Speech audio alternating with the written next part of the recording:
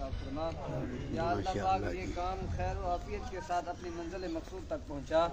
या अल्लाह पाक इसमें हर किस्म की परेशानी से महफूज फरमा। या अल्लाह पाक हर किस्म के दुख तकलीफ से महफूज फरमा। सल्लल्लाहु तआला अला खैर खल्क़िही व नूरि अर्शिही मुहम्मदिन व अला आलिही। जी माशाल्लाह लंटो नहीं दो खैर जी सामान जी अली रनी जी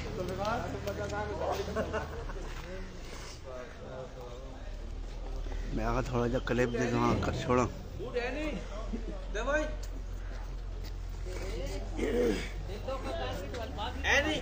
तो जट्टा ठीक ठाक हो जाके सुनाओ यार लंटो रे जी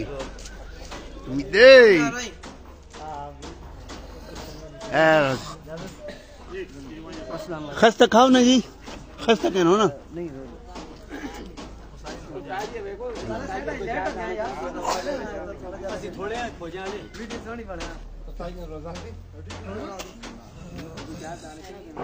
आज तू भी रखे ना रोजा